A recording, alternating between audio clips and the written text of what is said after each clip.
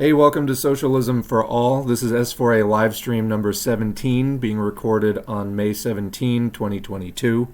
Welcome to everybody in the live chat right now, and also to people listening to the recording on YouTube after the fact. So, as usual in the live streams, we're going to do some current events clips. We are going to have some dialogue with the chat and see where things go from there. And whatever else comes to mind. It's sort of a, loose ends, grab bag type of thing. Reminder to everybody in the chat, this isn't a debate bro stream, more of a facilitated discussion. I think of S4A more like a classroom, so, we're not out to just sort of do take collecting thoughts on China. If there are any trolls in the chat, don't feed them, just point them out, and I will kick them as soon as I get a chance. We're not really here to we're here to sort of, again, have a discussion, have a conversation, and that's what it's about. So anyway, let's get into what we've got. I was just talking with the chat. Let's pick up from there. So somebody was saying that they feel that the anti-China stuff has been ramping up. Somebody adds they want war with China ASAP because soon enough they won't be able to win if it goes down. I don't know if they could win now. This is the same U.S. that had to withdraw from Afghanistan recently. I mean, then again, you have to wonder sometimes what the goals of the wars are. Like, is it just to sell weapons and just keep it running as long as possible? What was the end game really in Afghanistan supposed to be? Obviously, trying to get minerals and pipelines and stuff like that. But, politically or whatever else, the U.S. occupied it for 20 years. Basically looted it, and that was mission accomplished. They wouldn't be able to do anything like that with China, so who knows? That's not to say that they wouldn't try something. I did see more speculation in the media about, is China going to try to, quote, invade Taiwan in, quote, the same way. Basically it was being suggested the same way that Russia and China, not equivalent, but whatever. This is, the understanding that is pervade in the media. In the same way that Russia is invading Ukraine, is China going to try to do that with Taiwan? I would say that those are really not the same type of situation at all. As people know, I have not been supportive of Russia's invasion of Ukraine. What we need here is, Russia's not a workers' state. This is not revolutionary activity at all. Some people have tried to make it out as class struggle in the sense of, it's Russia's national bourgeoisie against imperialism. I think that the argument for that is really thin. That's my opinion. This is more small imperialist activity over large imperialist activity. Putin, of course, had tried to join NATO previously, etc. That's not it's just one point in a large grab bag of many points. But I don't think that if China was to do something like that, I don't think it would be quite the same. That said, a lot of controversy even in the socialist world about where China's headed, more towards capitalism at this point or not. But again, not quite going there right now. But as far as, the U.S. having war with China, I think that would go extraordinarily badly. They've about 4 times the population. Obviously, USA has some weapons, but come on. The U.S. is hated around the world to begin with. That would pretty much just cap it off, I think, at this point. So who knows? Maybe that's what it would take to finally turn the world fully and completely against the United States. I don't know. But anyway, somebody says, I'm almost too anxious to even look at COVID news or Ukraine news. I don't think the U.S. could win a war right now anyway. Yeah, I think that I do think the writing is on the wall for the U.S. at this point. I don't know, it's going to get ugly between now and the end, whatever that end actually is, and whenever it is. But the U.S. has been just balls out, full on naked military force for 20 years, ripping off the mask. Hey, we got CIA torture sites around the world, et cetera, et cetera. You just can't keep up that level of activity indefinitely. And there's no real plan built into it. Like, the plan was to do it indefinitely. If you go back to the Bush-Cheney years, their think tank, the Project for the New American Century, just wanted full spectrum dominance and, well, a new American century. Just complete domination of the globe by sheer force. That, I think, was a major, kind of an insane, maniacal miscalculation. But anyway, we're 20 years into it, and things are not looking great. So yeah, somebody says, if they bog down Russia and Ukraine, the collective West can crush China. Well, perhaps the CPC, but if the CP goes down, yeah. Yeah, I don't really know. I don't speak nearly enough Chinese to be able to follow what is going on with the CPC as far as like their actual view of things. And I find a lot of the materials being released, how do I put it, kind of just sound like press releases. You know, I started reading Xi Jinping's Governance of China, and it felt very shallow to me. I don't know, it felt like platitudes to me. Granted, I didn't, read even halfway into it, but I didn't make it halfway into it because I didn't really feel like what I was reading was very substantial. It felt like fluff to me. So I don't really know what they're doing because they're not, in my opinion, putting out very detailed communications to the world about it. But, I think between like what happened in Kazakhstan, these are not socialist revolutions, and it seems like even where there are popular uprisings, such as in Kazakhstan, they're being mostly put down by sort of pro-China, pro-Russia people as, oh, well, it's just an attempt at a color revolution. Well, okay, but there's actual, there's capitalism in that country, and there are dissatisfied workers. Is the discussion at all about what do we do for these workers, etc.? Not really. It's not about helping to foment and agitate, educate, and organize for a socialist revolution. Like, if you really want to keep out the color revolution, wouldn't a socialist victory be a fine way to achieve that? That's what I, as a socialist, could actually support. Anyway, the independent organization of the proletariat for independent, class-conscious political action. That's what socialism is actually about, not this sort of like, stacking of nationalist capitalist aggressors. But anyway, the point being, in Kazakhstan, it was like, how did that end? Kind of with Russian military intervention. Not exactly the most progressive outcome. And if that is just the plan for getting the Belt and Road done, then it just doesn't look very socialist to me. Let's put it that way. So, cause for concern, definitely. So let's see. Somebody else says, I'm describing some of your let it rip for sake of big business and profits at work.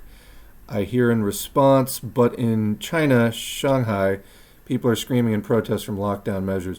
Some of that is Westerners, and some of it is, like, even people in China that I know don't know what's happening in Shanghai. Like, whatever's happening in Shanghai is not representative of all of China. So there's definitely some brouhaha going on in Shanghai, for sure. That said, China's been managing this pretty well for 2 years. I don't know why the wheels are suddenly coming off in such a profound way. Now, we do know that Omicron is basically a different virus. It's the most significantly mutated form of COVID to date by a lot. It's kind of a quantum leap in terms of COVID mutation. It's much more contagious and it's much harder to contain. So China had a lot of success, and North Korea, DPRK, had a lot of success up to this point. Omicron, and especially now the Omicron spin-offs, the BA2, the BA whatever it is, 112.1, that's BA2 112.1, BA4, BA5. These are each one is like 20-30% more contagious than the last one. And so what was working before to contain Delta and everything prior is just not working as well now, because Omicron and all of the Omicron family spread so much more easily. So this is why letting it rip was not a good idea. It's literally what created Omicron in the first place, because viruses, every time they replicate, have a chance at random mutation. Also, COVID can engage in recombination. So if somebody's infected with more than one strain of COVID, the two strains of COVID can swap genetic materials within the host. And you get a recombinant strain then that combines genetic elements of both strains. So this is directly a consequence of letting it rip. And we covered in one of the recent COVID updates. By the way, part 3 is coming. I was working on it today. It's just really long. I promise it'll be worth the wait, though. The neurological damage from COVID, even at a year out, even in people who had mild symptoms during the first month, is really devastating. This is not the flu. Anyway, what the hell was I talking about? In Missouri, there's like 6 strains that are in significant amounts. There's like 5 or 6 different strains competing. That was in one of the recent COVID updates that I put up in the last few days. So that's how you get, new super strains, is like, here, let's mix and match. It's Mr. Potato Head of COVID virus genetic material. Here, let's take an ear from over here and the mouth from over here and see what we get. And then, hey, if one of them happens to have a significant advantage, then that's going to tear through the population. It's just how it works. So anyway, some of the countries that had a lot more success in the first 2 years of the pandemic now are not able to apply the same tactics with the same degree of success. They're still catching most of it, but more is slipping through than ever. And I don't know if they have much ceiling in terms of like how much stricter they can get. Like, I think the lockdowns are kind of already at maximum strictness. Could be wrong on that, but it seems like they are. So I don't know where else they really have to go, and there's still drip. So that's how it is. So as far as, things, again, in China getting bogged down, I mean, this isn't helping, let's put it that way. Anyway, what else? The rest of the comment. Personally, I very much don't trust stuff I see from China. I haven't seen any police shootings like I see weekly here. What should I say to people when they say China's oppressive in their COVID response? I mean, most of that, honestly, is just like U.S. whining bullshit. What you should say to them is the United States has had 1 million COVID deaths and China's had like a few thousand. That's what you should say. And not to mention all the cases. Even if, 1 million have died, millions more have been disabled. Which would you prefer?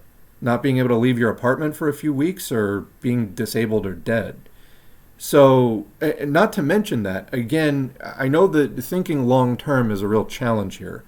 For, a lot of people who are like, it's the flu. Or even people who are like, okay, yeah, you can get some damage from it. Think down the line about if you let it rip, you get new strains, and then that comes back, and then you can't control that. So it's continually trading off like this short-term freedom for a long-term disadvantage.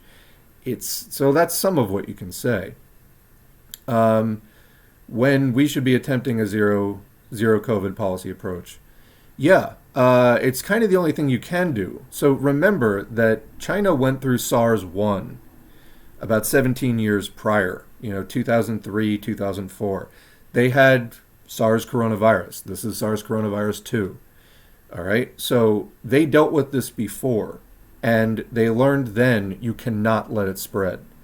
So, that's just the unfortunate part of living on planet Earth where viruses exist, is sometimes a virus pops up that significantly threatens your population, your existence as a species. So you just got to deal with it. And, sane policy that isn't constrained by chasing quarterly profits, i.e. capitalism, can actually pursue the survival and non-disabling of the people.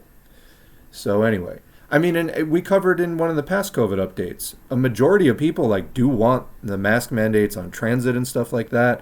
It's mostly older people over age 45 that are most likely to be strongly opposed to that. Really, no other age demographic is strongly opposed to it.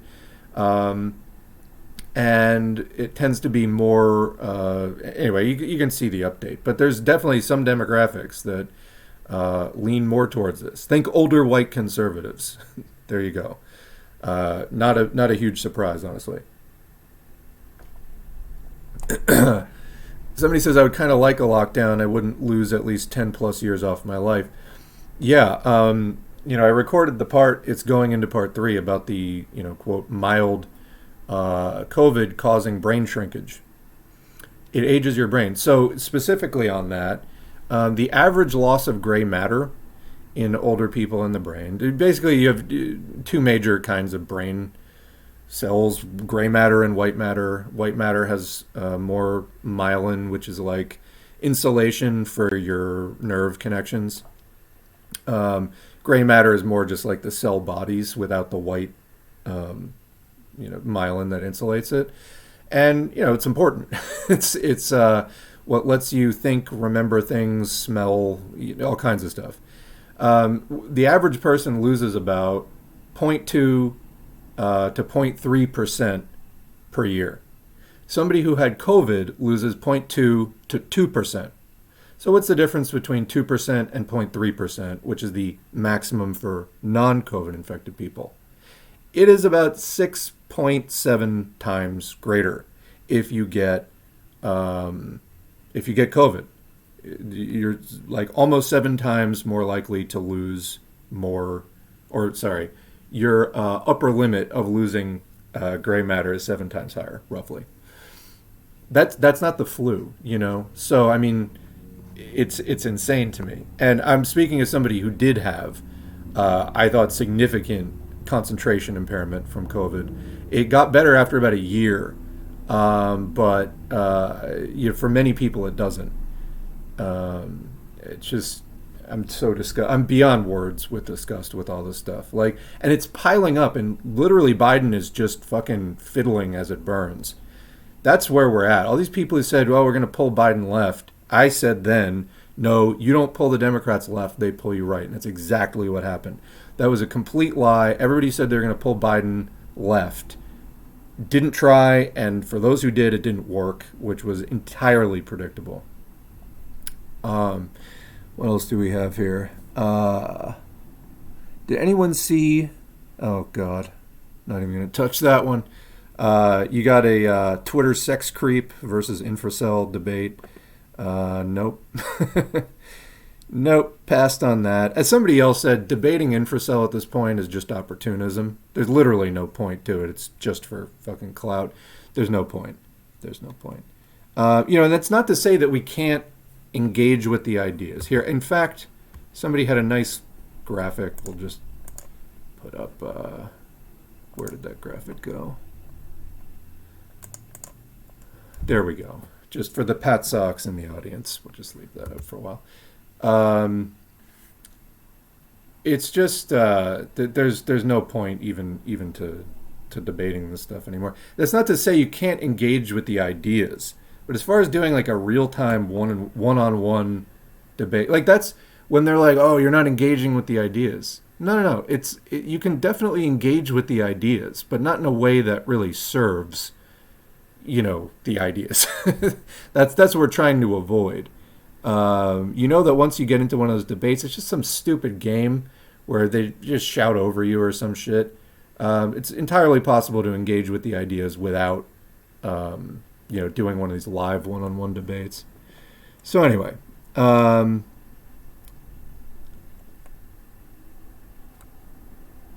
else do we have?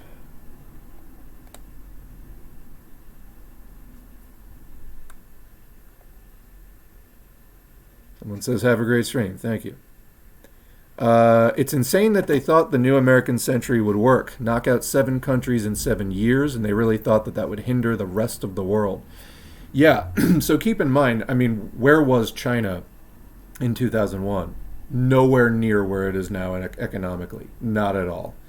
Not even close. Their real growth and massive development, as far as the last 30, 40 years, that happened very recently, where they became like the number 2 economy. They weren't even remotely close to that at when the New American Century thing was started. I think it caught a lot of people off guard. Maybe it shouldn't have, but I think that it did. The U.S. basically was just like, hey, the USSR is gone. They sort of bided their time from 91 to 2001, and they were just like, then they just launched everything. So, yeah. I mean, well, they didn't just bide their time. They laid the groundwork during the 90s. Globalization, that's what it was. That was the code word for all of it. And then they, started targeting militarily all the areas that needed an extra push. The idea that wasn't going to catch up in a negative way, yeah, I agree, was insane. Isn't it true that all color revolutions are based on real issues the people have, then imperialism exploiting that?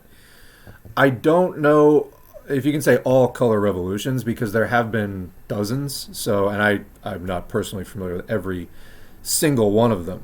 But I do know that, we don't want to see them get hijacked by imperialism, and we don't want to see them also just stomped out by, nationalist jackboots closer to home. What we actually want to see is socialist revolution, independent, class-conscious organizing by the working class. That's the actual solution that advances humanity a step further.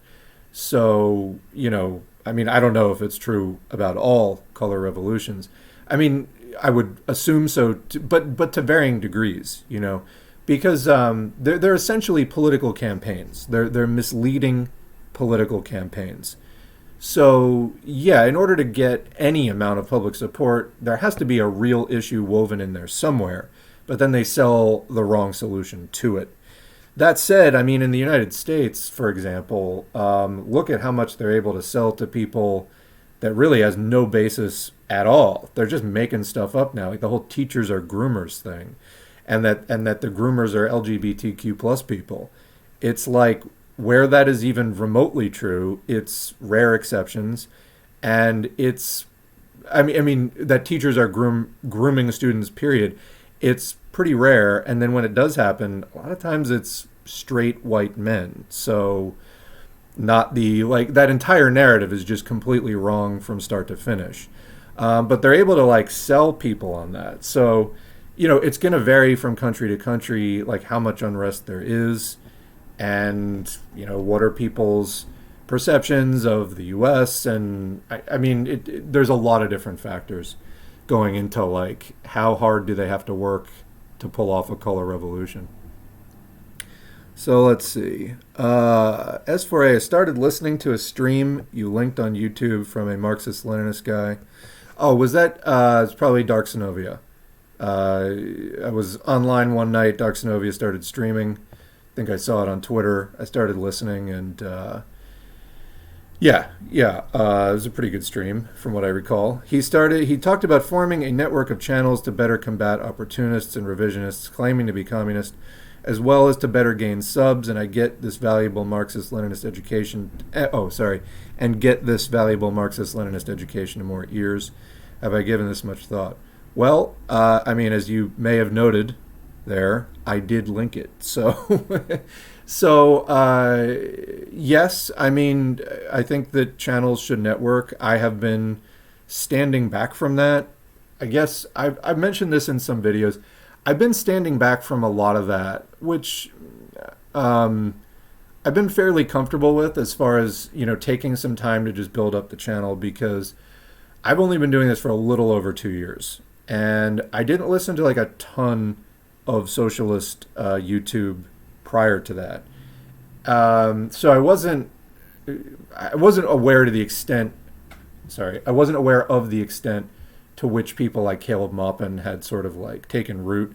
All that was somewhat foreign to me at that point, let alone that it was sort of claiming this sort of dominance in the, underground socialist YouTube sphere. And I've said that many times. I was just kind of shocked at turning over the rock and finding that underneath. So, after some kind of difficulties, let's say, appearing on some streams that I wouldn't even remotely consider today back in 2020. I decided to just take some time and be like, look, I'm just going to do my own thing. And I really didn't accept any invitations to appear anywhere. And for me, at least, it worked. I mean, I'm doing content that, yeah, I do the current events commentary and stuff, and I do some like critiques of other people's videos sometimes. And I also do a lot of sort of universal, timeless content like the audiobooks that sort of everybody wants and, may be looking up in search results at any point in time. The channel has grown, whereas a lot of people who don't do that sort of like content that's rounded to that extent, they may grow faster from doing interviews and sort of stuff like that. I have really deliberately tried to stay away from having S4A be very specifically bound up in a YouTube click that, once one of the people has some like, just astronomical failures, it sort of drags down everybody involved. That said, I want to support good work where it's being done. But what I would really like to see first is S4A to be able to stand up on its own feet, and then whatever we at the channel are able to bring to the table, it's people, it has a history independent of, direct involvement in other channels. I mean, it's obviously not independent of like a lot of people in the audience also listen to Hakeem or Second Thought or like lots of other channels. I mean, I can see here. Let's take a look at the analytics right now. I can tell you the top 5 channels that other people in the last month have been listening to. If the tab ever decides to reload, here we go. So, I mean, there is indirect overlap for sure, but I have tried to not make the channel really dependent on, other, some clique of like niche YouTubers, because when we get to 10, 12,000, then I'll know, okay, this really became a thing, and then we'll start to maybe see, all right, who do we have?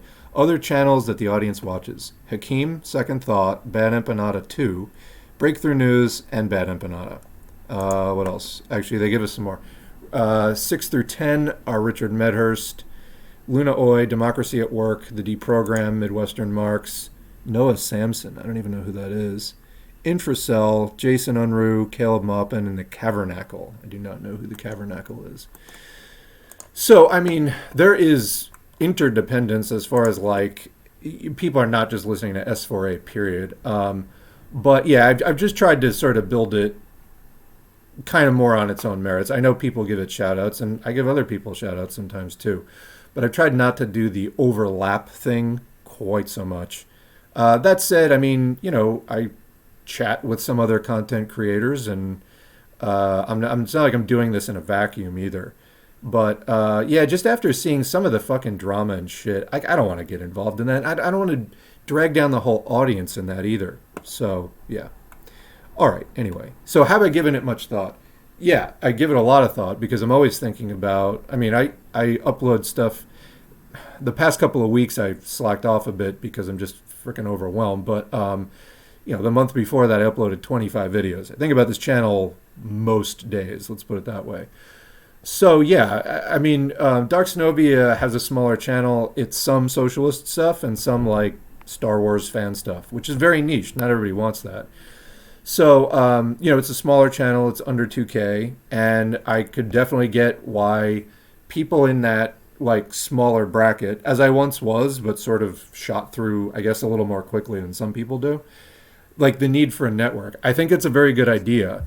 I also think it's hard to find people who consistently really have good takes. Like me sharing a Dark Zenobia stream, we're mutuals on Twitter, and I've been aware that they have had fallings out with people, they're vocal critics of Maupin, for example, and with some, another show I appeared on once that I would never in a million years go back on.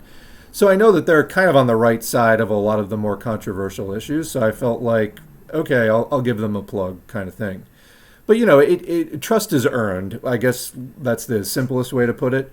And you just, with so much drama, so many things going bad, and so many people fucking up in so many ways, like whether it's on purpose or not, it is like you do have to somewhat be careful. That said, I do think that especially smaller content creators should absolutely link to each other and form networks, and hopefully it's in service of good takes. I mean, do like, this is education work. This is like basically what we're trying to do here.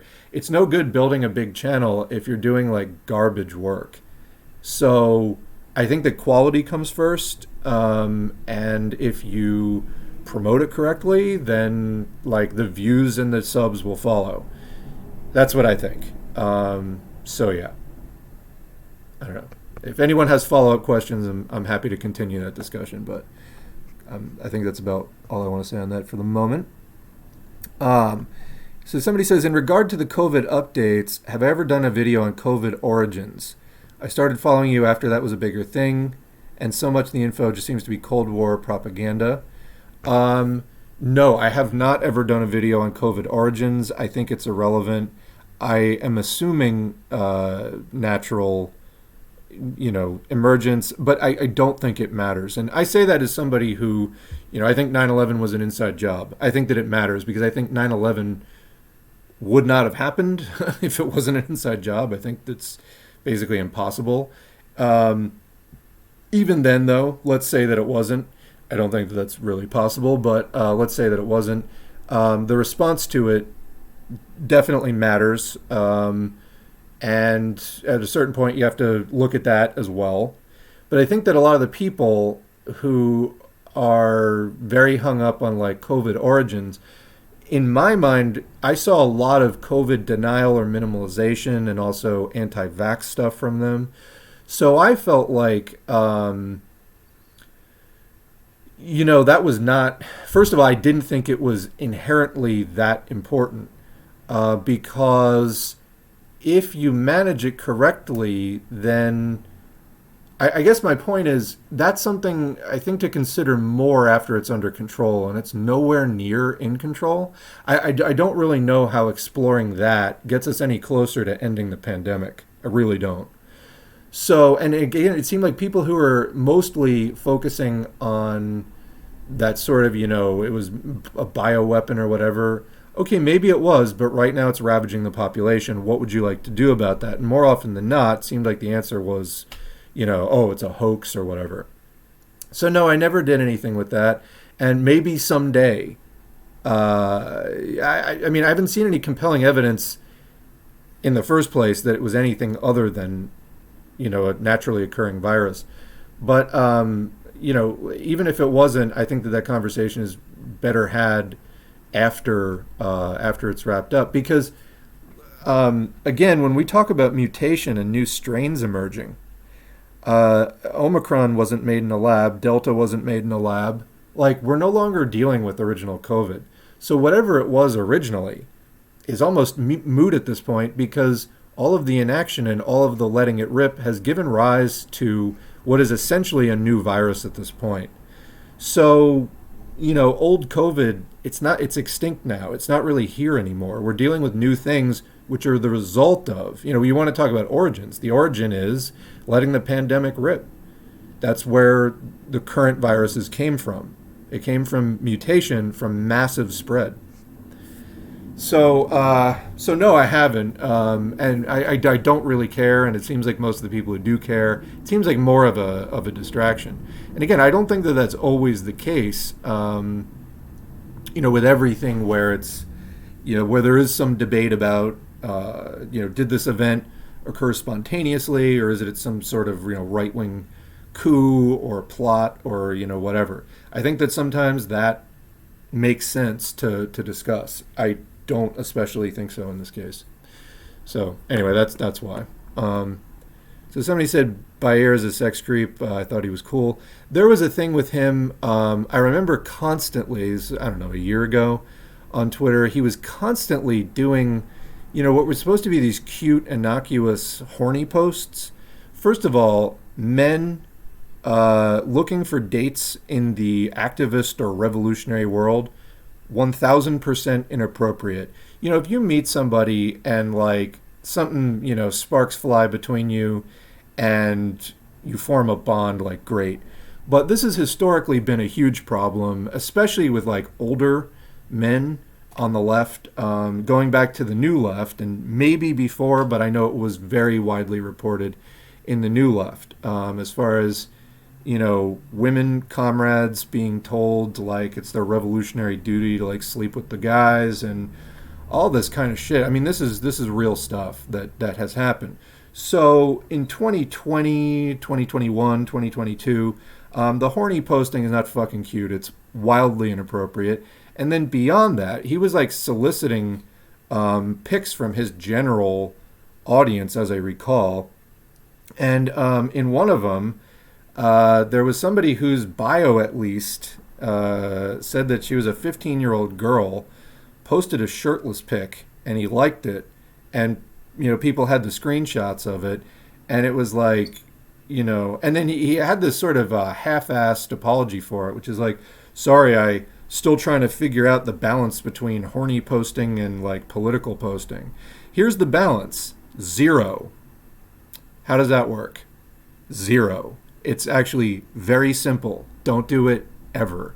That's how that works. Very, very simple rules. So, yeah, as far as I saw from that, he never really pulled it back from that. And then he blocked me. So, you know, whatever. But, yeah, I'm kind of surprised he's still kicking around, honestly, after that. Because it was, like, I thought pretty high profile at the time. So I don't know. He's not somebody I follow, and my life is just fine without that. Okay. Let's see. And so again, this goes back to the discussion about, you know, why I have wanted S4A to be something that has its own track record, something that, I mean, and it's not just me, it's you and the audience too. Like, but as far as not relying on somebody else's clout, somebody else's audience, et cetera, I want this to be a thing where this community stands on its own. Obviously, again, there's overlap with other people, and people will listen to one streamer or like, you know, content creator, and then they'll come and ask me a question. And, you know, and then I'll say, oh, that's a good idea. Maybe I should do something on that, et cetera. It's not a competition. It's just the idea is like, you know, then when somebody does some shit like that, you just want to be careful because there's really a lot of stuff that people acting in very inappropriate ways sometimes, and you don't want to get brought down with that. You know, that said, you want people to see your stuff, but, you know, like I said, also the channel has been sort of growing on its own, at least in S4A's case. So it always seems to happen on Twitter. You know, Twitter is panic-inducing. I mean, stuff just flies at you so fast, which can be very amusing. It can be very entertaining sometimes, like some of the stuff you see on Twitter. I know, like, you know, I like novelty and comedy and stuff, and you can see tons of just crazy funny shit in rapid-fire motion. I also notice, like, it, like, pointedly gives me anxiety scrolling through Twitter because you are being hit with so much stuff, and some of it's just very intense. And I think that it's also very addictive. It can be hard to put it down. I have since, like, sort of learned to walk away.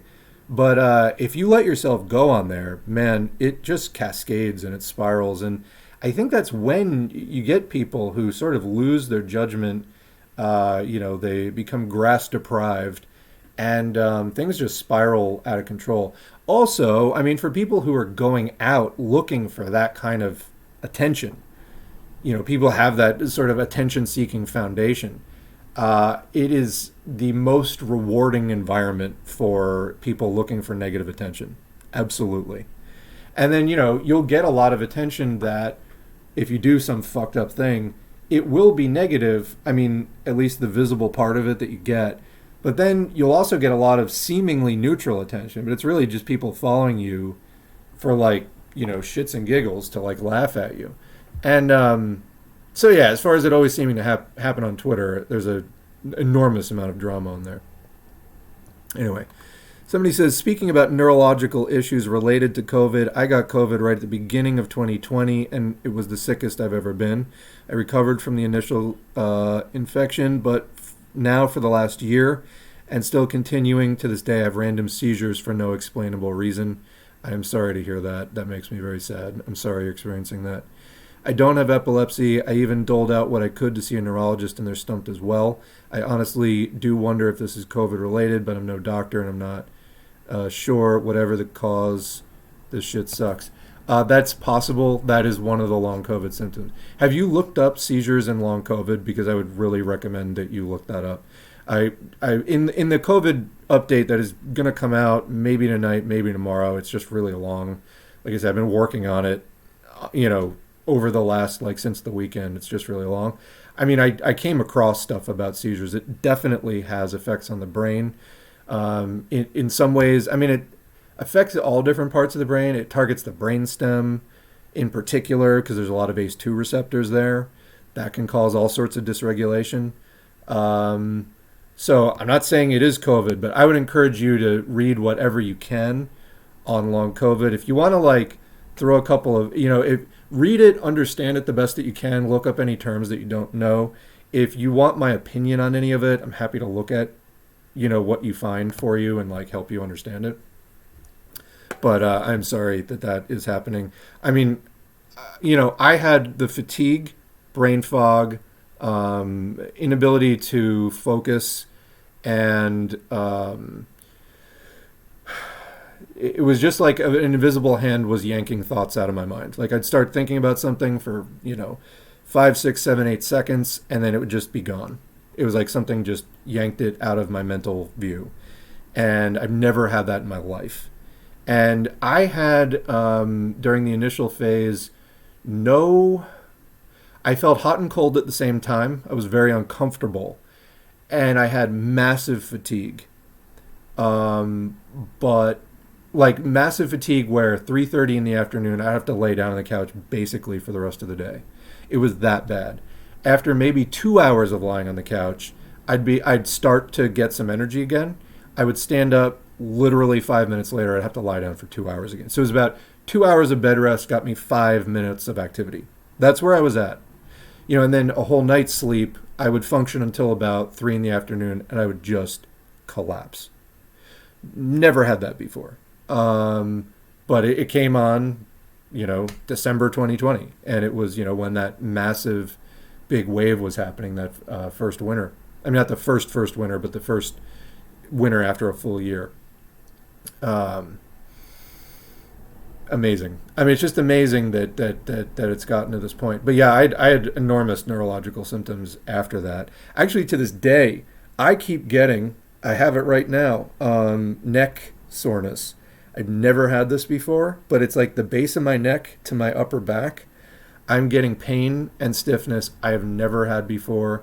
I've even been stretching a lot more and everything. I haven't changed my sleeping situation. Everything's basically the same. If anything, I'm stretching more, and I'm getting this pain in my neck and upper back. I've never had it before. And I had sinus infections I've never had before. COVID has immune effects. So I feel like I have largely recovered, but I'm still having symptoms that I've just never had before in my life. And this is COVID. It's not the flu, and it's not just what happens in the first 3 weeks. Somebody was posting most of what you know about polio is, quote, long polio. People would be paralyzed, sometimes, completely unable to walk for life. Yeah, that's long polio. All right. This is long COVID. It's people are going to have, it damages your brain. It damages your heart. It damages your lungs, liver, kidneys, your GI system. That's it's thought to be one of the main reservoirs of COVID, where it hangs out in your body after the, initial infection has subsided. It's thought that the gut is one of the big reservoirs of where the COVID lingers. So, that we're not taking this seriously is a complete outrage, and it's like watching the collective suicide of a whole society is really what it's like. Needless to say, it's been a bit difficult to do these COVID updates because, it was one thing during Omicron where I there was 13 days where I did 13 COVID videos in a row. Now I'm kind of like packing them all into one video. I've just lost the enthusiasm for it because it seems like people just don't give a shit anymore. Actually, you know what? Let's I'm gonna do the little COVID update. First of all, actually this is random, but let's just thank the patrons real quick. Here are the current patrons who have allowed me to spend a lot more time on this channel, which results in more content being created. That is the primary form of support. Secondary support, or 1.5, form of support, is engagement with the content once it's up, liking, sharing, subscribing, telling a friend, all that kind of stuff. Once the content's produced, all that engagement helps the channel to grow, helps more people to see the videos. But the financial support is what lets me sit down in the chair in the first place in front of the microphone doing this stuff. So that's how it gets made. Thanks to all of the current and past patrons. And I'm going to say it out loud to put myself more on the hook for this. Some of the people's names you're seeing there, or screen names, whatever, handles, have been supporting this channel for like a year or two. And I plan to start putting people's names in different colors, maybe at the 6, 12, 18, like basically every 6 months, give people a new color. Because some of the people, I'll give a shout out just off the top of my head. I know that John T, where is John T? I want to say he's in the $5 bracket. Yeah, there he is, John Trimbath. John's been here for, I think, a year and a half. And I'm not trying to leave it. Tuckerev 309, same deal. Hataka's been around forever. And I'm not meaning to leave anybody out. Like a lot of people have been around a long time. I want to start kind of, formally recognizing long-term commitments because I do really appreciate it. You all are part of this journey that we're all taking to make the U.S. left better. And in turn, maybe the U.S. left can stop being such a drain on the rest of people's efforts around the world. So thank you all. I sincerely appreciate it. Your support is, again, why so many videos get made. All right. Stepping back from that message now, let's look at the BioBot. Now, I just had a BioBot. Where did it go? There it is. So here's COVID-19 wastewater monitoring in the U.S. Those of you who are not new will be familiar with what this is. Basically, you have what are known as leading and lagging indicators when it comes to disease. So wastewater monitoring, basically, as soon as somebody gets infected with COVID, it starts multiplying in your body, and then you pass some of it in your excretions, which wind up in the toilet, which wind up in the wastewater. From there, it can be monitored. And as part of public health efforts, wastewater is monitored to just see what kind of nasty shit is showing up in people's bodies and then hence the sewage. So COVID is monitored for, and earlier than cases, earlier than hospitalizations, earlier than deaths, each of which lags by about a week, right? Like you get the infection, it shows up here in the wastewater. Then maybe a week later, you get a test and it gets developed and all that stuff. Then we get the case. Then a week after that, maybe you get hospitalized. Then a week after that, maybe you die. So again, leading indicators, lagging indicators, this, not to mention that the which cases get reported is now really complicated. None of the rapid, or very few of the rapid tests ever get reported. Some people will go and, get a PCR test. But that's, I think, part of the reason they're so willing to hand out rapid tests now, at least more than they used to be, because it doesn't impact the case count. So things look more normal if you're not looking at the wastewater. All right. That's why you can see the light blue line there is the case count. It's going up, but not nearly as much. And it's not just because it's lagging. It should be going up more. That is underreporting of cases, plain and simple. But, you look at the biological reality of what's coming out of people's bodies, what's in the piss, basically. It's that dark blue line. And we can see, go back, the last time it was this high was the week of February 2nd to 9. So really, like, it hasn't been this high since Omicron was coming down. And if we go back further than that, it is as high as most of the Delta wave, and in another couple of weeks, it's going to surpass the Delta wave, at which point it'll really just be rivaling the initial curve.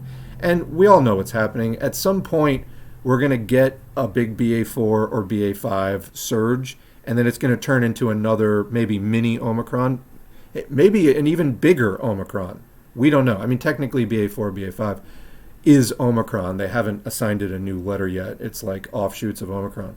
But it may wind up dwarfing Omicron for all we know, like the original December, January Omicron spike. We don't know. This is why I titled my COVID update on New Year's Eve, "The Pandemic May Just Be Beginning." You know, this Omicron thing, this is new, and we don't know where it's going to go. You know, as soon as it came down and we were in that lull in late February into March, it was like the politicians and their media, you know, obviously driven by the capitalists that fund and own and control them, they had everybody thinking it was all over. There's no reason to believe that whatsoever. And look at where we are now. We're back to Delta. In another month or so, we'll be above Delta if the current, you know, angle of the curve holds. And it could very well start spiking. So we're seeing more reinfection, like people being reinfected 3 times in, you know, a span of a few like months. This is not like what was happening originally. The virus is changing behavior. This is a result of letting it rip. I don't know. I feel like Jeff Goldblum in Independence Day here. Dated reference, I know, but I guess they did that remake, so it's not that dated. All right. In the meantime, what do we have? I'll throw this one on the screen. This is from Markets Insider. Wall Street is headed into a summer from hell. Awesome, because we're not already there. A period of extreme volatility that top investors say will bring a near biblical reckoning. After years of inflating, it's becoming clear that the everything bubble has burst, meaning the everything bubble. That's an interesting way to put it. The everything bubble, meaning the entire economy was overvalued, like prices were just... Anyway, since the start of 2022, I mean, really, like that housing right now is triple the price it should be. Triple. Anyway, since the start of 2022, the S&P 500 has fallen by more than 18%, and the tech-heavy NASDAQ is down almost 30%. A punishing combination of still hot inflation, hiked interest rates, war in Europe, lockdowns in China. Well, I don't know if the lockdowns are that big of an issue, but anyway. Unprofitable companies facing reality and recession fears is making it clear this isn't just a short-term drawdown. It's a pivotal shift for markets. So I may do a longer video on this, possibly. It's honestly, there is so much happening right now, it is really hard to keep up with it at all. And it's COVID. It's everything. It's we got Biden in and nothing changed. It's just you can't run a pandemic full tilt for 2 years and expect it's going to work out okay. You just can't let things go like this and think that it's going to work out. It winds up in a massive crash. It's like, why can't I just do huge amounts of cocaine every day? I don't know. It catches up with you eventually. You know, it's like, oh, why can't I just not sleep for a month? Because you'll die. You just can't do things like this. So, you know, in 2022, we have enough industrial development that we could have abundance for all. The reason why, you know, we're facing food shortages from the war and, you know, this massive inflation from everything else and, you know, a near biblical reckoning, the reason for this is capitalist property laws. If we got rid of capitalism, you'd have a tremendously more stable system. That is why this is happening. It doesn't need to be happening. This is why we're doing a socialist channel, is to build support for a socialist movement. Now, eventually, as we covered extensively at length in the last live stream, people have to get organized. And for the U.S. left, that doesn't mean just one day I support the Democrats, then I drop out of politics entirely, which is what too many people do.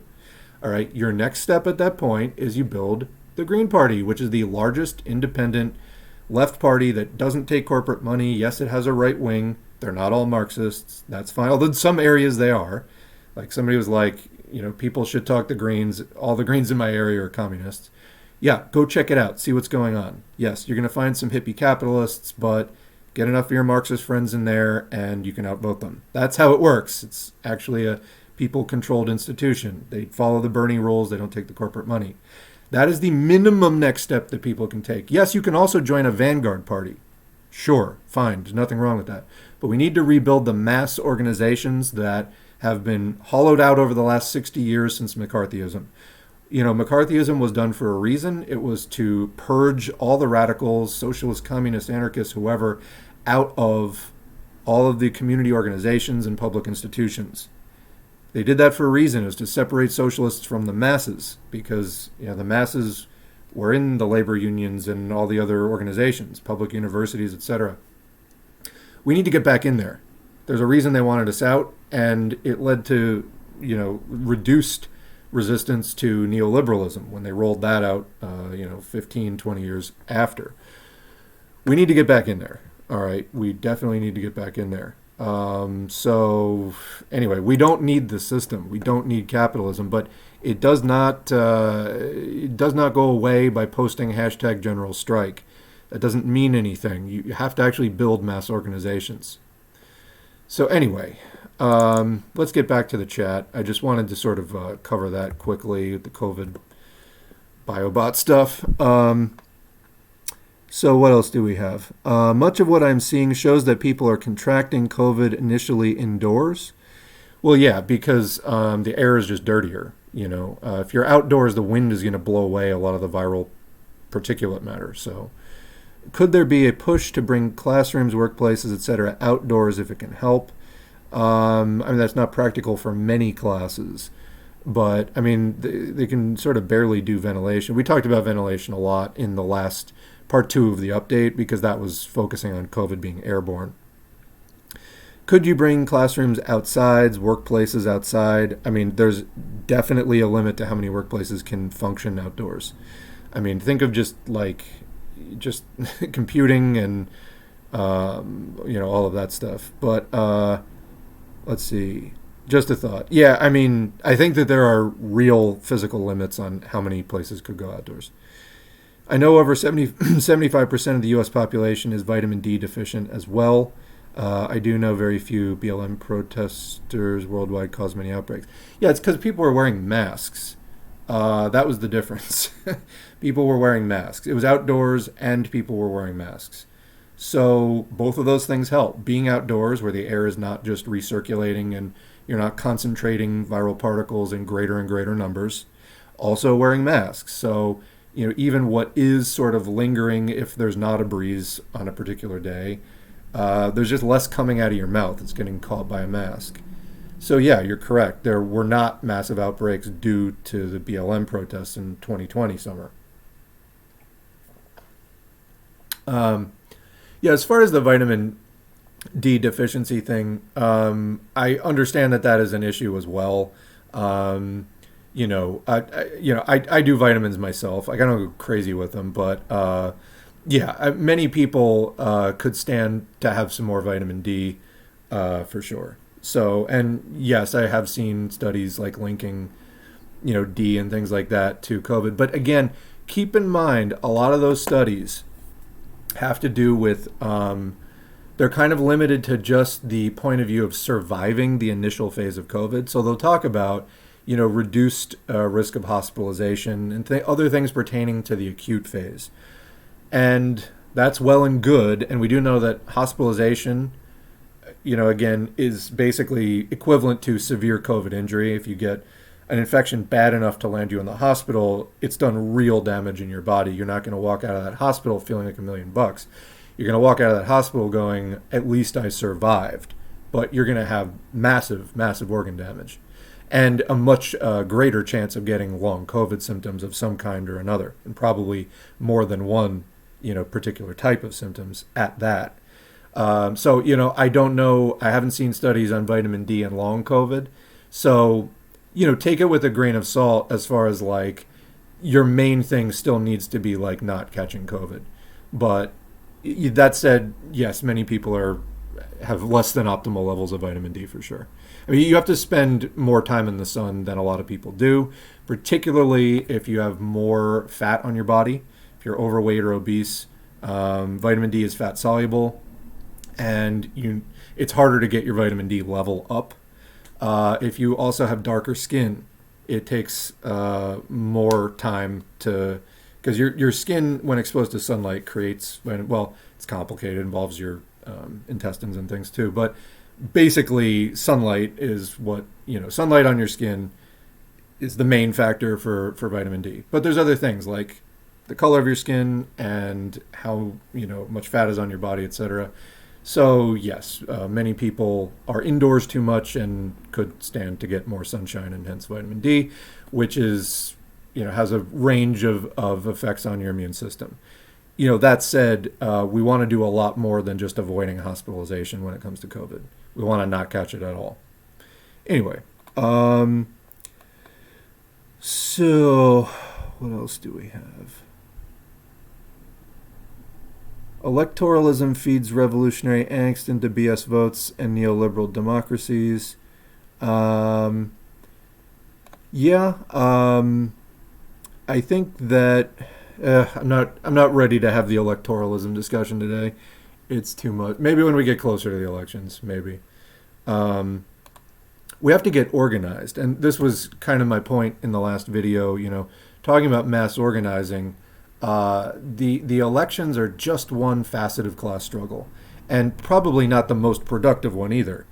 There are real limits to whatever you can get through elections. The point, though, is having an organization that is not controlled by corporate money, where people can at least come together, network, and organize for struggle.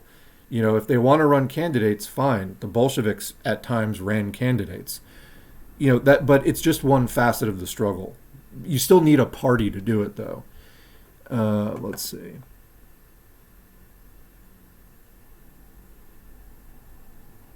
Somebody says, more people watch you and Infracell than me and Unruh. I don't know. I know Jason said that he his channel has been growing as fast. I think he should do more about. He has so many trolls in his audience. I think he should be far less tolerant of trolls. People always say engagement helps your channel, so you should even let the negative comments flow because it's only going to boost your channel.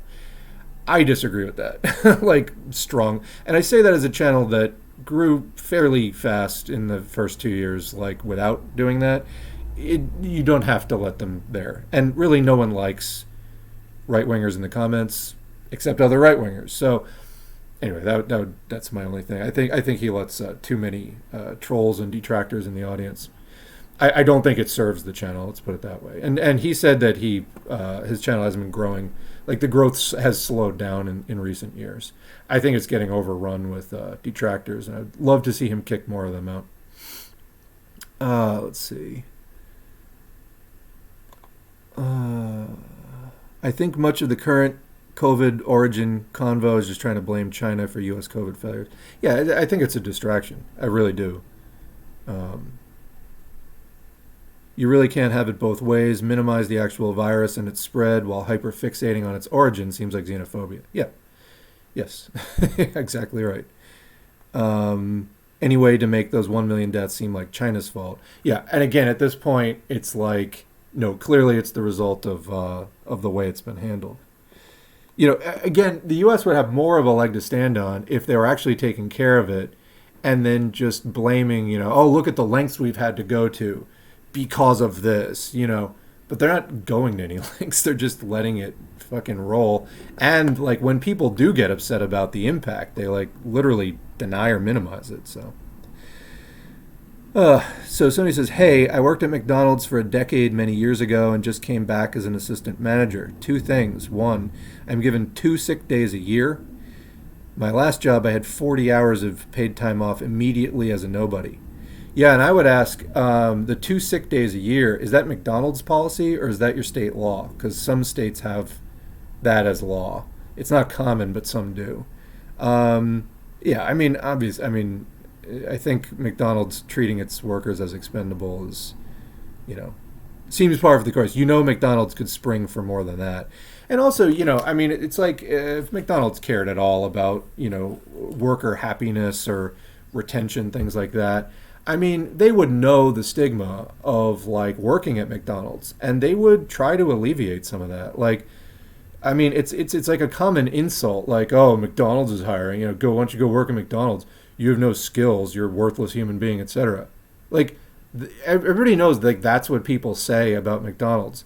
So if McDonald's actually cared about their workers, they would take steps to like, make it so that people could say, well, actually, no, it's some of the best conditions like in the industry. Obviously they don't. You need a union for that. Etc. I mean, even more unions popping up. Now, there's an example of a rising tide actually lifting all boats. When more of an industry gets unionized, the other firms that are not unionized have to match the union conditions more closely because they're trying to keep a union out of their workplace. Basically, they don't want a union popping up there. So they're like, "What's the union doing? We'll do most of that, and that way we can keep the union out. We can keep all the power in our hands because that's fundamentally what a union does. Is it, puts the balance of power in the workplace closer towards the workers. Obviously, the bosses can still hire and fire unless you get contracts in.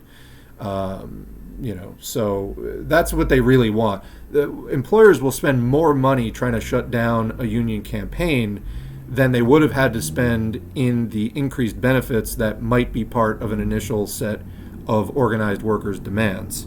And they'll do it because they know that they're buying power that way.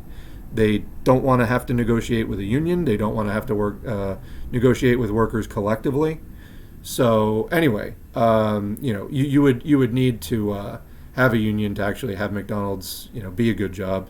They're not going to do it on their own. Then again, if Burger King and Wendy's and Arby's and whatever the fuck else, like, if you got more like 30-40% of the fast food industry, like their big competitors unionized, believe me, McDonald's conditions would start improving. That's a documented thing in the history of labor. By the way, talking about labor, two things. One was May was supposed to be a labor-themed month on the channel, and I have not even gotten to the IWW organizing manual that I had promised to post at the end of April. I am sorry for that. I really got knocked on my ass by the Roe v. Wade thing, and now I'm trying to catch up with the COVID stuff. It is the next thing coming up. So again, I apologize for that, and it may wind up being June, but we will get to it. I have a number of more explicitly labor-oriented readings, some organizing manuals, like I said, also the William Z. Foster, whatever it is, organizing in the steel industry that people say was, they say it was important in the Amazon Workers Union. I'm not, I guess, exactly seeing how. Like, I think there's probably more relevant readings than stuff about the 1919 steel strike, but whatever. We'll read it. And then some other kind of labor history resources for people kind of coming up more to speed on the basics of, you want to talk about the U.S. left. Great. The labor movement's a big part of that, such as it is. It may be social chauvinist and, it could have been improved ideologically in terms of there's a lot of business union sort of pro-capitalist organizing where, the AFL slogan was or is, fair day's wage for a fair day's work. And then you had more radical unions coming in and saying, no, how about we just abolish the wage system, abolition of the wage system. The AFL is still dominant. They don't want to overthrow capitalism. They just want a fair wage. Well, that's just dumb at this point. Like, at this point, we're in 2022. Capitalism doesn't work. We know that. It's time to get rid of capitalism. And so, we need to improve and radicalize the ideology within the labor unions. That is a must. But, the U.S. left, such as it is, I mean, yes, you have your small vanguard groups and direct aid groups and, projects like the Black Panthers and things like that. That's awesome. As far as the sort of mass organizing, the labor unions that we have had, things that are a bit more on the radical edge like the IWW back in the day, when they were like actually a mass organization, and the CIO before it got destroyed by McCarthyism and swallowed up by AFL. Somewhat more radical organizing and ideology, but that's got to come back. But again, understanding the U.S. left, that's some of what you want to work with there. If you want it to be better, and I do, that's fine. But we've got to actually acknowledge that's the starting point. And it's even been whittled way, way, way down, as we covered in the last live stream, from its peak in the late 50s or so, right after, incidentally, AFL and CIO merged. Anyway, but speaking of, let's go to another current events clip. This one is about the Amazon Workers Union and Joe Biden. So this is from The Lever. I honestly don't know who The Lever is, so not an endorsement. But here's an article from May 5. Amazon gets huge contract despite Biden's union pledge. The president promised to halt federal contracts to union busters, but the deal was just re-awarded to Amazon while the company was crushing a union drive. There's a picture of Biden meeting with Amazon labor union leader Chris Smalls on May 5. So next page. The Biden administration has re-awarded a massive $10 billion federal contract to Amazon, even as the president is, imagine this hypocrisy, facing mounting pressure to fulfill his promise to halt such contracts to companies that refuse to remain neutral in union elections. So for those of you who weren't following along, Amazon was racking up the what's called unfair labor practices, ULPs, by violating the workers' rights in the organizing process. So Biden had made this pledge that, listen, Jack, if you interfere with the workers trying to unionize, we're not going to give you federal contracts. Oops, unless you're Amazon. Unless you're a super huge, too big to fail company that, has the United States by the balls, basically. That's the deal, Jack. So, Biden, big union guy, allegedly, et cetera, he can't even do that. But again, Democrats have been promising for decades now to do card check. Card check is where if you get a majority of people to sign A cards, authorization cards saying, yes, I authorize the union to represent me and collectively bargain on my behalf, that if you get a majority of people signing the A cards, you can bypass the union election, which those 6 to 8 weeks between handing in the A cards and actually getting the NLRB, National Labor Relations Board, to come in and do an election for you. Those 6 to 8 weeks, normally employers are able to knock 30, 40, 50% of the support for the union down by firing people illegally, by terrorizing union supporters and union activists, etc. So card check would just be you check the A cards. If you got a majority, in other words, if the election were held that day, you would win, then you could bypass the election. We would instantly have thousands more unions, just so many more unionized workplaces. You think that the Democrats are going to do it? They've been saying that they would for a long time. But I think Bernie Sanders was the last one to carry that torch. And, there's always some random lone progressive that says that they're going to do whatever. The Democratic Party is not reformable. It's owned by 1% money. Anyway, coming back to the article, at issue is Biden's 2020 promise to, quote, ensure federal contracts only go to employers who sign neutrality agreements committing not to run anti-union campaigns. So, all right, you may wind up with a union in your workplace, but at least you can still get federal dollars from those contracts, right? Seems like a decent deal, but corporations have all the power. Like, they own the government, so they know they don't need to follow that. Amid revelations of Amazon's aggressive efforts to shut down a union drive among its workers, Senator Bernie Sanders, independent from Vermont, last month sent a letter to Biden, quote, asking you to fulfill that promise, to make sure that federal dollars do not flow. So he sent him a strongly worded letter. Actually, this isn't even that strongly worded. Do not flow into the hands of unscrupulous employers who engage in union busting, participate in wage theft, or violate labor law. By the way, wage theft is a violation of labor law. What is wage theft? It's when people don't get paid for the hours worked, or their tips get confiscated, or some other thing. A day later, NextGov reported that Biden's National Security Agency, the NSA, ratified a $10 billion cloud computing contract for Amazon, which hired the brother of Biden's top aide as a lobbyist, days after the 2020 presidential election. Let's read that again. The NSA ratified a $10 billion cloud computing contract for Amazon, which hired the brother of Biden's top aide as a lobbyist days after the 2020 presidential election. Wow, what a non-corrupt, non-corporate controlled party. The contract for the company's web services division is codenamed Wild and Stormy and is distinct from another massive Pentagon cloud contract on which Amazon is also currently bidding. A few days after Amazon received the NSA contract, the Amazon Labor Union lost its second union election bid by a 2-to-1 margin at another Staten Island warehouse, after Amazon mounted a furious campaign to halt the organizing drive. In effect, while Amazon was doubling down on its union busting, the Biden administration was delivering a massive federal contract to the company, signaling to Amazon executives that he is not so far I'm reading too fast. That he is so far not interested in fulfilling his pledge to use the government's purchasing power to be, quote, the most pro-union president. It's laughable. It's laughable. Just like the Bernie Sanders effort to we're going to pull Biden left, we're going to keep him in check. You're not going to do shit, and you know it. And people should stop believing this. The Democrats are the Republicans at this point, and the Republicans are just a new white nationalist party. Meanwhile, in Congress, lawmakers are advancing legislation that could give Amazon new tax breaks and give $10 billion to company founder Jeff Bezos' space company.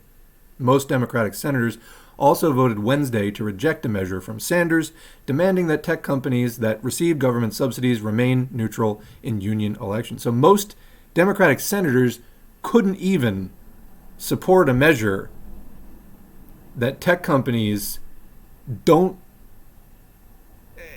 What can you even say? What can you even say? This is not a pro-worker party. It's an anti-worker, anti-abortion party, the Democratic Party is. Doubling down on a disputed contract, Amazon first received the NSA contract from the Biden administration last summer, months after Biden pledged to make such deals contingent on union neutrality. But the contract was soon challenged by Microsoft, which alleged that its own competing proposal had not been properly evaluated. In the interim, Biden could have signed an executive order to rescind such contracts for employers that do not remain neutral in union elections, but he has declined to do so. Now, his administration has gone a step further, ratifying the lucrative contract, even as Amazon has been making international headlines, trying to stop union drives at the company, as well as fielding allegations that it has been violating labor law in the process, which is very likely. We will have to cover what actually constitutes an unfair labor practice. I'd probably make a good video, and I'm going to make a note. ULP rundown. Everybody should know more about their organizing rights. All right. A refusal to wield enormous purchasing power. Biden's contract pledge underscored how much power federal, state, and local governments have in creating fair conditions for union elections. Major corporations rely on those governments for contracts and subsidies. Yeah, why? Because in all of this time of privatizing, the government has cut down its own facilities and has outsourced them to private for-profit entities. So for all this stuff about, libertarians and the growth of government, well, you have the profit motive and / mandate in there now. Capitalist companies not only have a motive to seek profit, they absolutely must. It's a mandate, or somebody else is going to outcompete them. So that's what you have now doing government services, or what formerly were government services. So that's the situation that we're in now as a result of all this, privatization and outsourcing.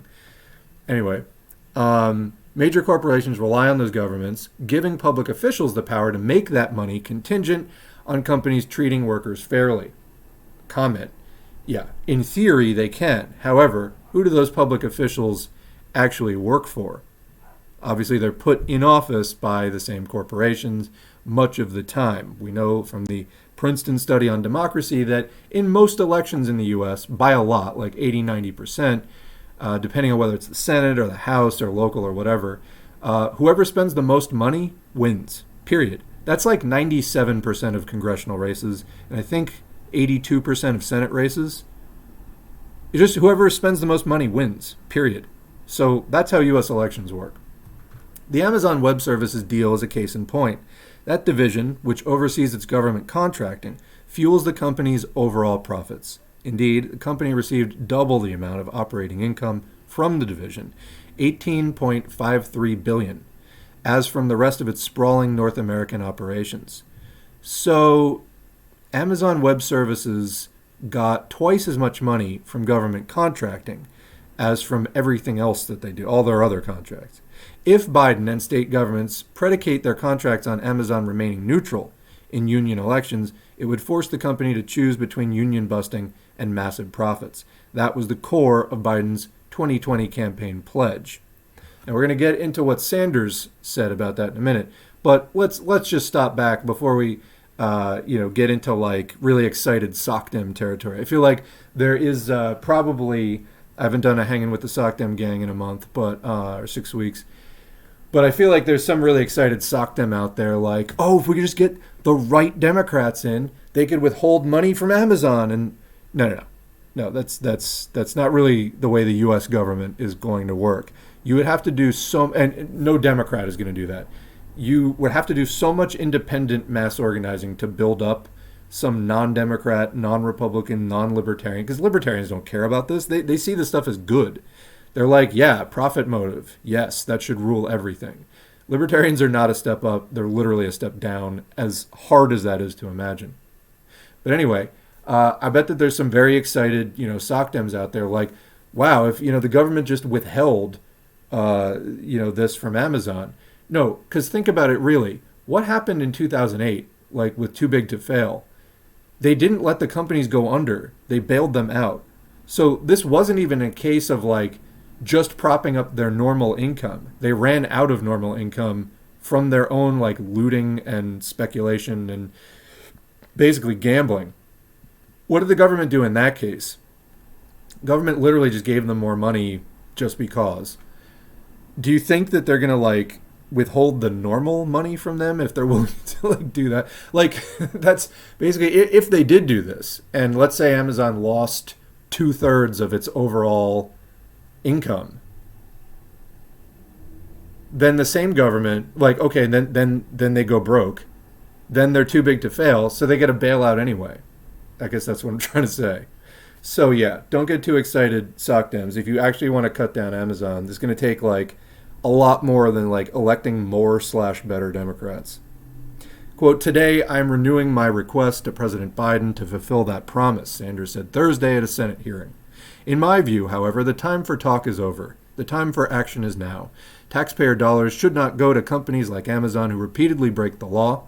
No government, not the federal government, not the state government, not the city government, should be handing out corporate welfare to union busters and labor law violators. And I would add, Sanders said to a mostly empty room. Because who's on Sanders' side in this case? We know that most of the Democrats aren't on board with this. So if Bernie Sanders was actually serious about any of this, who would be his allies? Well, not the Republicans, not the Libertarians, not the Democrats. Oh, the Greens, or some other Labor Party that he could have started and invited the Greens and PSO and whoever else to like join up with in a coalition or whatever configuration it would have been. Again, I think the easiest thing, Greens already have infrastructure in all 50 states. Building that up, to me, seems like minimum next step, no-brainer move for the U.S. left, if it ever wants to get organized and get out of this sort of anarchist, infantile fantasizing that we can somehow accomplish anything without really getting seriously organized for it. Anyway, how is Bernie Sanders going to get any of that done? He doesn't really have any allies. Or you think you're going to keep primarying, quote, establishment Democrats? It's not working. It's not working. We need to stop, take the hit. I mean, not like we're not already getting killed as it is. Just say it might get slightly worse, but it's getting worse on its own anyway, so we really have nothing to lose. Let's take a few years and just step back and try building up something independent. Anyway, Concluding the article, also on Thursday, Amazon labor union president Chris Smalls reported that during a White House visit, Biden had told him that Smalls had, quote, gotten Biden in trouble. Wow.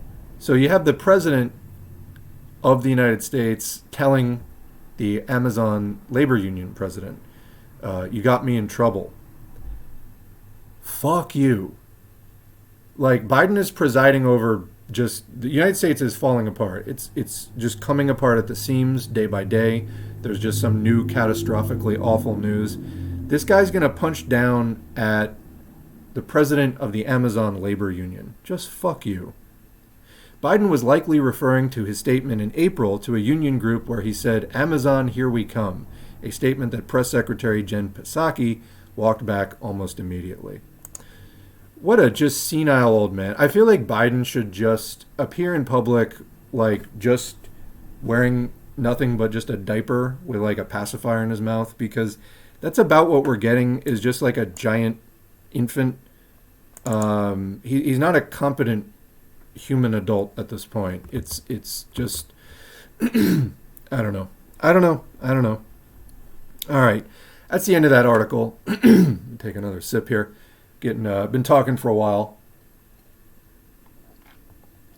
Getting a bit hoarse, and it's pollen season to boot. So let's go through the chat a little bit here. And maybe I'll do another live stream this week, because I do have more articles. I have a bunch of like Dems and abortion articles I'd like to get through, and some other stuff. And honestly, I would do current events videos on the channel. It's a little more fun in some ways to do these. I got to get a USB mic is the thing. I'm using the built-in mic, and I know it's not as good, and people are like, why aren't you using your other mic? It's because it's a different setup. But anyway, that's on the eventual horizon. Again, more support on Patreon means USB mic a little bit sooner, but yeah, 4 live streams anyway. All right, let's scroll through the chat. Comrade, I have a family member that worked at McDonald's for a long time. It is horrible conditions where the workers are treated so badly. Yeah, I have not worked at McDonald's or indeed any major fast food chain. I've worked at smaller chains. And that particular one, yeah, it was not great conditions. I mean, it was, I went in with low expectations. Those expectations were met. And the business was not doing well anyway. They say location. Well, they didn't have a good location. So I feel like it would have been a much worse job if we had been busier. But fortunately for me, I guess it wasn't. But yeah, it's, extraordinarily rough. You're back there, it's steamy and sweaty, and you're just burning yourself all day, and customers are yelling at you, all kinds of things. And just the pace of everything. So let's see. I've always had anxiety. It's one of the reasons I've never used Twitter. Yeah, honestly, it's probably a wise decision for your mental health. If you, if you find coffee overstimulating or whatever, definitely stay away from Twitter. It is a strong stimulant. Let's put it that way. I've stopped using Twitter. When I started, I followed basically all communist accounts, but after a while, realized that they treated it as a fandom and were very childish. Made me lose hope for a bit seeing the people there. Not all accounts, but a lot. Yeah, I would have to agree with that. There's some good accounts I really like. There's a lot of really terminally online behavior. That's what I was talking about, where people get really addicted to it. They just literally never log off. And so you'll get them tweeting about a lot of stuff that's happening in the media, which maybe it's important, like a war or something, but they're really just seeing it through the lens of the media, and it's kind of too much treating the media like reality. We'll just put that out there. I think that's sort of a big thread for a lot of people, is there's so much media analysis and media consumption and not as much real life consumption and interaction. Somebody said, I read COVID makes your blood sticky, clogs the smaller arteries leading to fatigue. Yes, it can cause coagulation. So thrombosis, clotting, One of the articles in the long COVID update part 3 that I'm working on now is how COVID is linked to a 33-fold increase in risk of pulmonary embolism, I think it was, which is basically, so it may have been a 30, which is it? So there's a 5-fold and a 33-fold, and it's deep vein thrombosis, which is a clot forming in one of your deep veins, your pelvis or your legs, usually.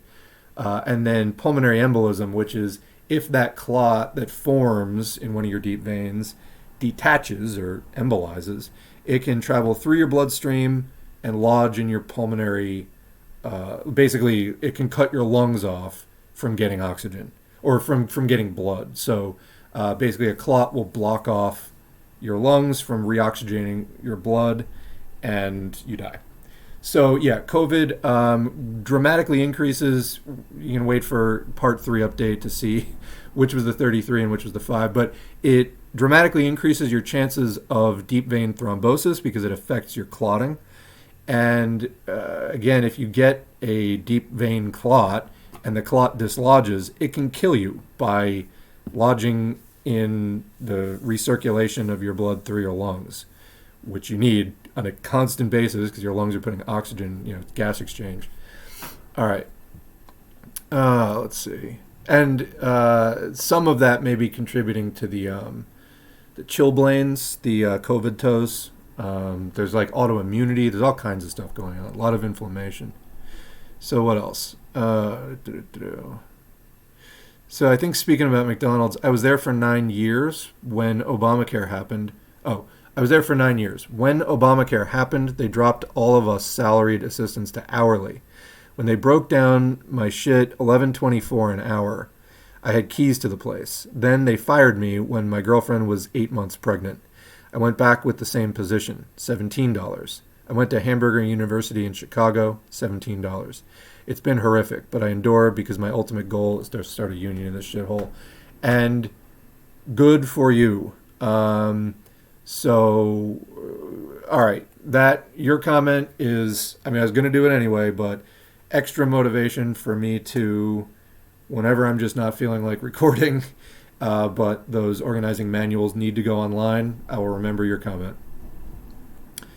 Let's see. Somebody says, thanks for talking about my comment and the well wishes. It's appreciated. Also, I know exactly what you mean about the brain fog and forgetting about what you were just thinking about / talking about as well.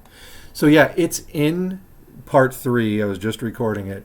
But basically, like, a majority of people with long COVID report neurological symptoms. And it's things related to executive functioning, which is a broad range.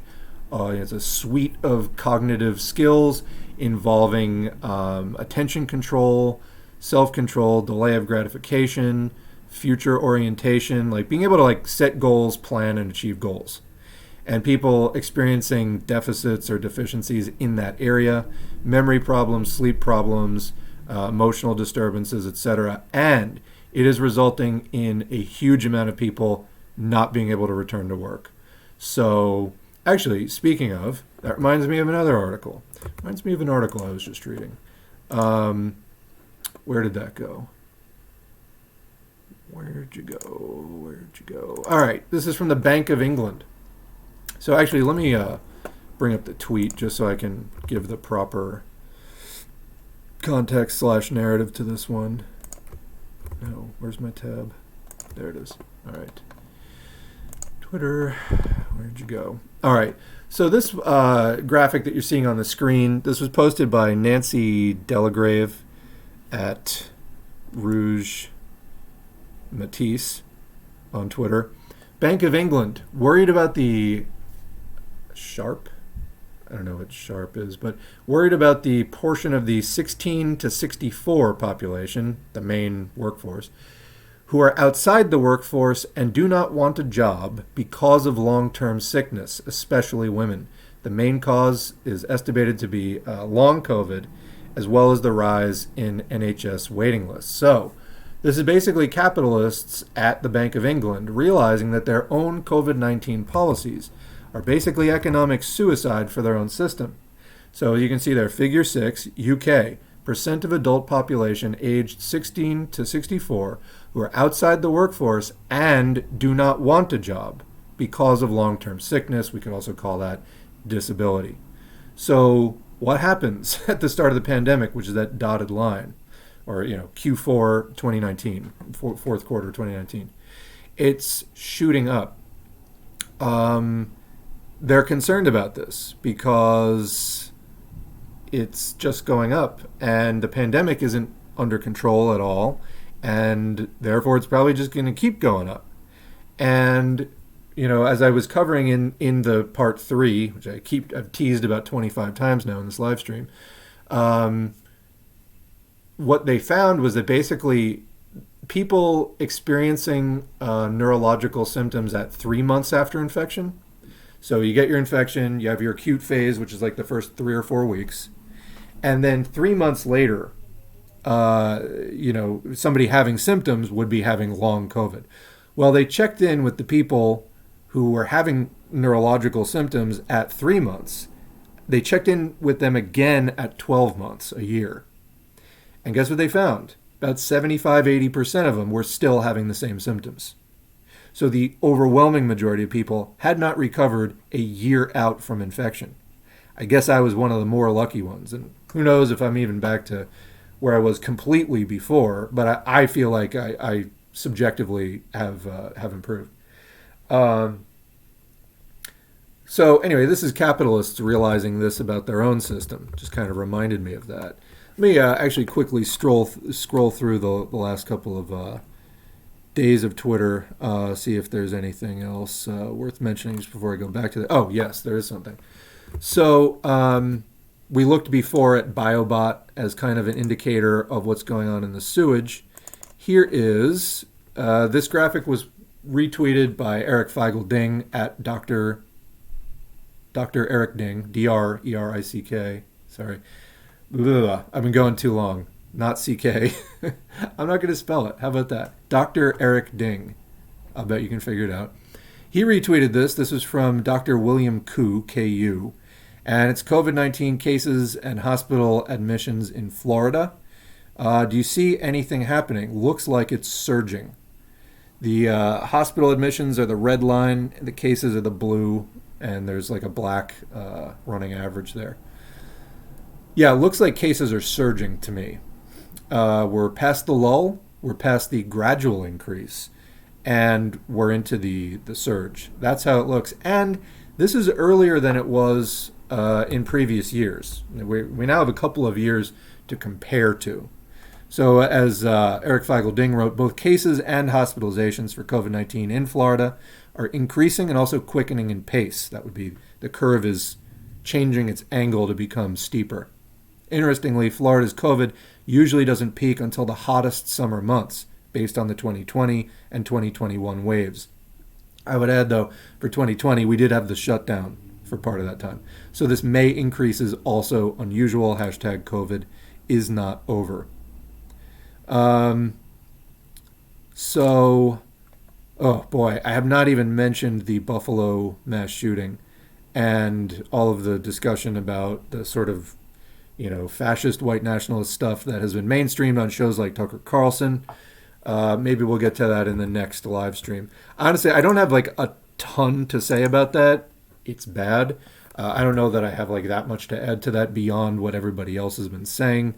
But yeah, it's fascist. Actually, here on Twitch, the guy actually live streamed the shooting. It was a white guy, young white guy, who wrote an overtly white nationalist manifesto and then went into a black neighborhood and shot up a supermarket. So, yeah. Anyway, any other quick mentions? Yes, so we have talked about before, let's see. We have talked about ocean health. I want to do kind of a longer segment on this at some point.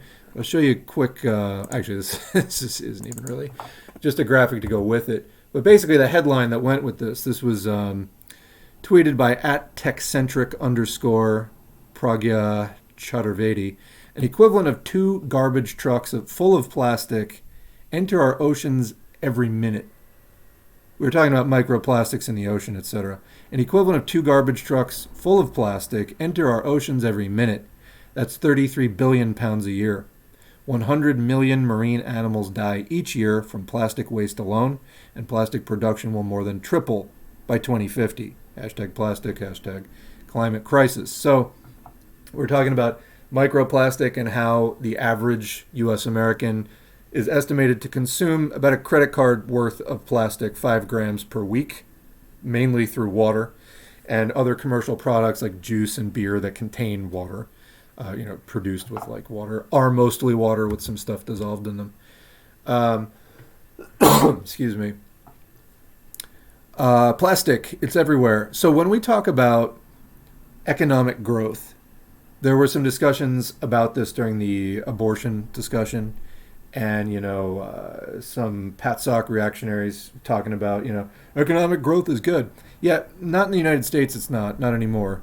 Yes, when we talk about developing countries that haven't been developed, yeah, we want to, people need electricity, be able to, like, have lighting, refrigeration, schools, like internet, communication technology, etc. Yes, we need development, transportation, building technology, stuff like that. However, consumption for consumption's sake, especially in the capitalist mode where so much of it is just literal trash being produced for profit, and then where does it go? Nobody knows, nobody cares. Oh, it's winding up in the oceans, and it's coming back and killing us, actually, and the wildlife, etc. This is an important thing. We need eco-socialism. You cannot just it cannot just be growth and growth and growth without consideration of the waste as well. So, but I mean, we're well past artificial scarcity at this point anyway, we're well past natural scarcity at this point with the level of industrialization and development that there is. We need to think about redistribution of it. Capitalism, that's the thing, is we produce all this stuff, but really none of it is with sustainability really in mind. It's all like individual portions in plastic, and the proportion of packaging waste to actual product is enormous in that way. But it's so that capitalists can keep pumping out products that just appear like magic. You have it on demand, and there's all these little individual portions. That shit just is not going to work long term, and it doesn't matter whether it's socialism or not. Because if you don't have a place to put all that plastic, it's going to pile up on you and kill you. It's a toxic substance. It's relatively stable in some forms, but when it hits the ocean, it photodegrades, turns into microplastics. That's biologically active. So these are all discussions that we need to have, and I do hope to expand the discussion of eco-socialism as we go. In fact, like I said, I do have a segment on ocean health, particularly regarding climate crisis, but also, the plastics. That's an ongoing issue. So let's see if we have anything else. We'll leave it there for right now, I guess. So we're getting close to the end of the stream. I think I'm going to do another one of these this week, especially because I just haven't been able to keep up entirely with doing the videos, the better recorded, the non-live videos, I guess we could say. So there's more ground to cover. Let me just head back to the chat for a minute and see if we can find a note to end on here. I am skipping over some stuff, but my apologies to everybody there. Hopefully the other chat participants enjoyed the comments at least. And let's see. Somebody says, okay, in your part 1 COVID update, the People's CDC, that's mentioned at the end of the video. Some people actually organized to form the People's CDC to try to counter some of the CDC's minimization and COVID denialism. Said that there's an increased risk to those who are fully vaccinated. I don't remember that. Is this because the fully vaccinated are more likely to be special populations? I don't actually remember that. I'm wondering if maybe you misheard that. I think what was discussed, and I'm not sure if it was in the People's CDC part or not, was that a population that has more vaccination is more likely to see mutations. So because the whole thing of evolution is adaptation for fitness. It doesn't mean strength.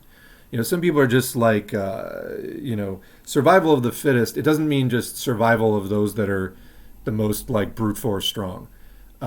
Sometimes it can mean that, but not often. It means the fittest. It means whatever the environment is, whatever organisms are just best fit for that environment are most likely to survive. And that's the direction that the genetics are going to continue in, because those organisms are going to be most likely to reproduce. Okay. So when you have a virus isn't exactly alive. It's really just encapsulated genetic material that doesn't, you can find people who argue both sides of this, but like, I'm on the viruses are not fully alive. They do not exhibit all of the characteristics of life side of the debate. They're basically just encapsulated genetic material. But what they do is they reproduce using host cells. And as they go, some of them are going to be more successful at that reproduction than others are. And if you have a population whose immune system is presenting greater challenges to that reproduction, then if you're not doing anything to curb transmission and you're just letting the virus just run, the virus is eventually going to evolve and adapt around the immune system barriers that you've put up in place. So the idea is that the vaccines are great. First of all, get them, have them get boosted, etc. It's going to reduce your odds of ending up in the hospital if you do get COVID. The problem is if you don't pair this with also stopping transmission. So basically, like, I would say that there's three layers of thought here. You have the Republicans where COVID is just the flu, the vaccines will kill you, not COVID, etc., and just massive denialism and anti-vax, etc. Then in the Democrats, you get, no, COVID is real, but just get vaccinated and that's fine. Then I would say the socialist point of view would be COVID is real, vaccines are good for eliminating symptoms and keeping you out of the hospital, and we have to end the pandemic. Like, you have to stop transmission. Because if you vaccinate people, or just even people develop natural immunity from being infected, catching a wild infection, then your immune system is going to respond to that. It will develop antibodies, etc. Meanwhile, the virus is still trying to do its thing. And mutations that confer advantage to the virus in that more advanced immune system environment, those are the strains of the virus that are going to mutate and win out. Or not mutate, but those are the evolved strains that are going to win out in that new immune environment that it's trying to survive in. So I think what was being said there, if I recall this part correctly, was that populations with more vaccination and also no real transmission controls, then you're going to have a virus that's spreading wildly. It may not be hospitalizing people, but it's going to be evolving against tougher immune systems, and it's just going to wind up making a tougher virus. So you also have to stop transmission. But again, get the vaccine, get it. It's good. I'm boosted, myself. I'll be getting a fourth shot at some point. I think just coming up on the 6 months now, but it's yeah. That's my response to that comment. All right. What else? Somebody says, my concern is that I'm in a right-to-work state. Will that essentially negate my organization efforts? No. So the problem with right-to-work, what that means as far as labor unions and right-to-work, and I might end here for today, is it means that people can't be made to pay union dues. It may mean a couple other things. I got to touch up on this, but essentially what it paves the way for is people getting the benefits of the union existing without paying into it. So it's a way to weaken unions by depriving them of funding. So you get all these free riders that are like, well, I'm against the union because I want to negotiate individually with the boss, etc. I absolutely loathe people who think this way because you're just objectively worse off negotiating on your own. Unless you're like deliberately trying to sell out the union, and then even then, any advantage you gain is going to be temporary. It's only until the union is gone, and then they just cut down everybody, you included. So yeah. So the right to work thing, it's you can't be compelled to pay union dues, like it can't be mandatory, etc. So no, it's not going to negate your organization efforts. It may, if the union isn't really actively fighting for people, or you just have like a lot of, right wingers there. If they don't want to pay their union dues, then they don't have to. That's mainly what that means. There are some unions that are not driven as much by dues payments. The IWW is one of them. It's more of like a volunteer union. So it's less affected by laws like that, but the bigger ones that can afford lawyers and stuff like that, that's where they get their money for lawyers from. Again, a lot of unions have made a business out of class struggle. We need to get away from that and get militant again. So anyway, I think I'm going to leave it there. I will, I think I may do another stream like really soon. And so I'll save the comments maybe for tomorrow. I've done this before, and then I think about recording, more discussion offline, and it never happens. But there we go. Save the rest of the chat. Maybe we'll pick up from this at the beginning of the stream. I might try to do it tomorrow, but let's see. Leftover chat 17. All right. On that note, I'm going to close it up here. Thanks to everybody for listening. Thanks to everybody for being in the chat. We're going to do this again soon, so we'll just pick it up from there. Like I said, I'm finding it a little bit easier to do these right now, at least, than to do the, more elaborately set up videos. So, I want to keep the content flowing, want to keep morale up, I guess, as much as is possible, because things are not great right now. So we do need to hear from each other. I appreciate everybody showing up today. Appreciate everybody listening to this in the recordings as well. And with that, thanks again to the patrons, and we will catch you in the next video.